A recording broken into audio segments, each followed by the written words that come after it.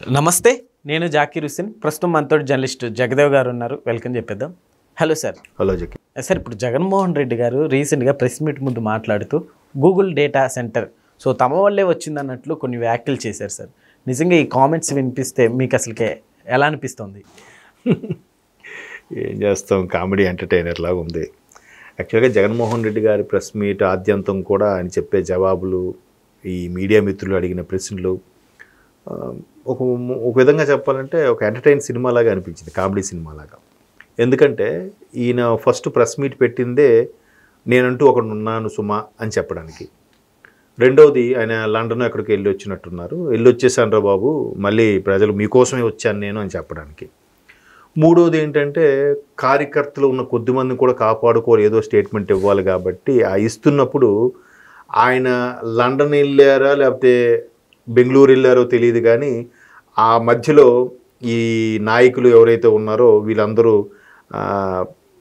నోటికి వచ్చినట్టు మాట్లాడేశారు. అదే డేటా సెంటర్ కాదు, బొంగు, అది ఏమీ రాదు, ఒక పెద్ద కార్ షెడ్, అది దాంట్లో దానివల్ల ఉపయోగం లేదని చెప్పి మన గుడ్డు అమర్నాథ్ గారు వీళ్ళందరూ స్టేట్మెంట్లు ఇచ్చారు. ఆయనకి సంబంధించిన ఎమ్మెల్యేలే అందరూ ఇట్లా కామెంట్ చేశారు. అంటే వీళ్ళందరూ గూగుల్ డేటా సెంటర్ని కించపరిచేలాగా మాట్లాడారు.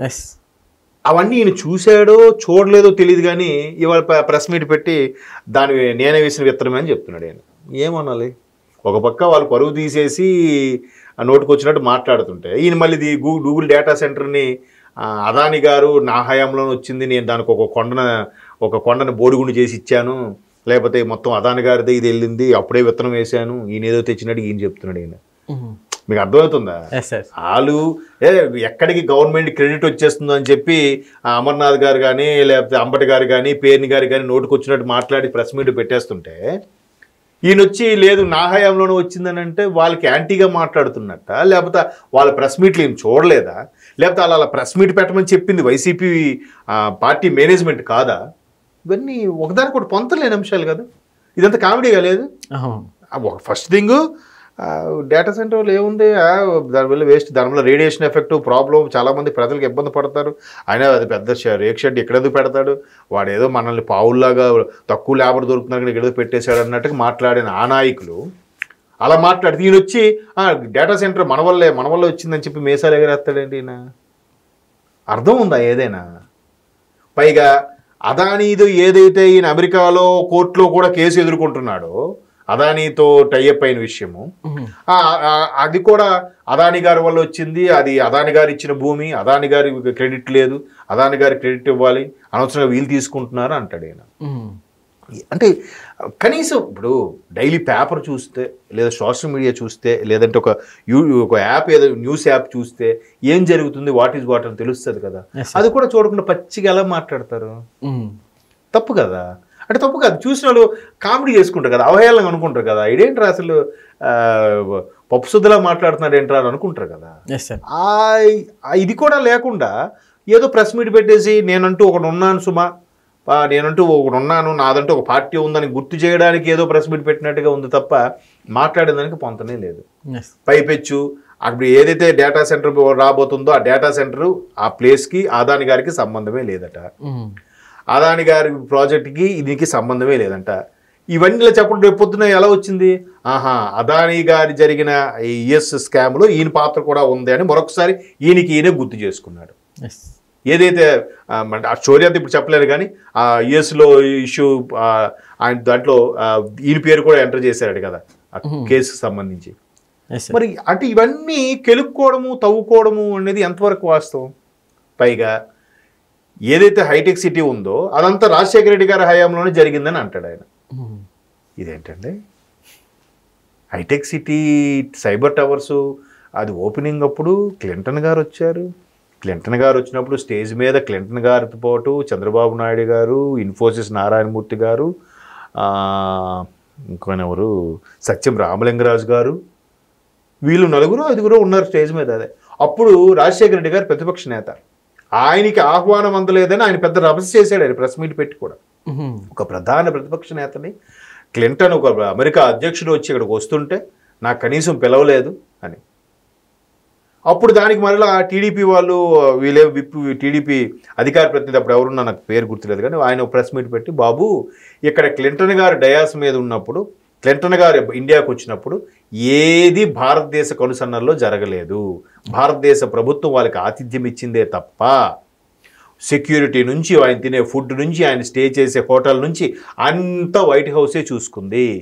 ఆయన ఎక్కడెక్కడ ఢిల్లీలో ఎక్కడ మీటింగ్ పెట్టాడు, హైదరాబాద్లో ఎక్కడ మీటింగ్ పెట్టాడో ఆ మీటింగ్కి ఎవరో ఎన్ని విఐపి పాసులు ఇవ్వాలి, ఎన్ని పాసులు ఇవ్వాలి, ఎవరో ఎంట్రీ చేయాలి, ఏ ద్వారం గుండా ఎంట్రీ చేయాలి. ఈవెన్ ఆయన కార్గో ఫ్లైట్లలో యుఎస్ నుంచి ఆయన స్పెషల్ కార్లు తీసుకొచ్చుకున్నారు. కార్గో ఫ్లైట్లో వచ్చి ఆ కారులోనే ఇక్కడ తిరిగాడు తప్ప మన ఇండియన్ కారులో తిరగలే ఆయన. అంత పకడ్బందీగా జరిగింది ఆ ప్రోగ్రాం. ఈయన వచ్చి నాకు పెళ్ళలేదని అంటాడు. ఇక్కడ చంద్రబాబు నాయుడు గారు ఈయన పిలవండి ఆడి పిలవండి కూడా ఈయన ఎక్కడ రాసి ఇవ్వలే పాసు.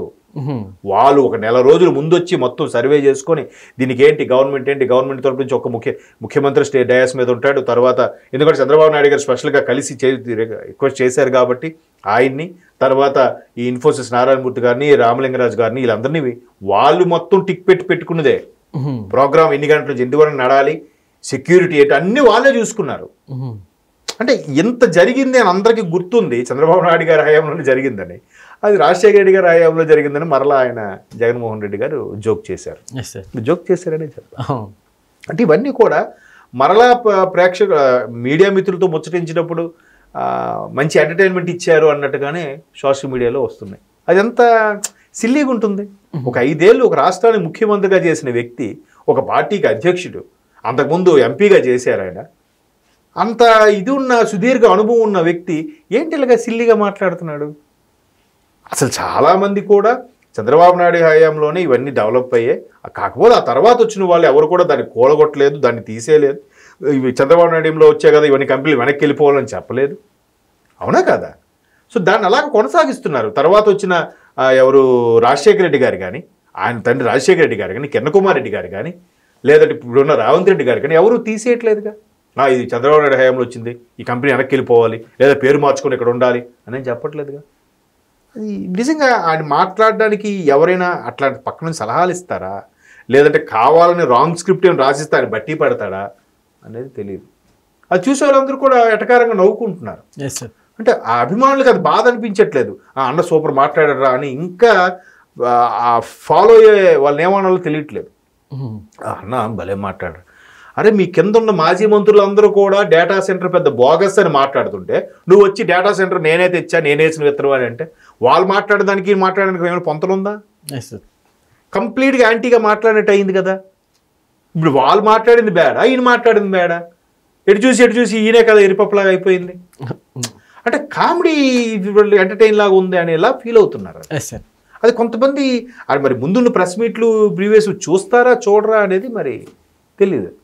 అది ఎవరైనా దగ్గరుండే వాళ్ళు చెప్తే better. Okay sir, thank you.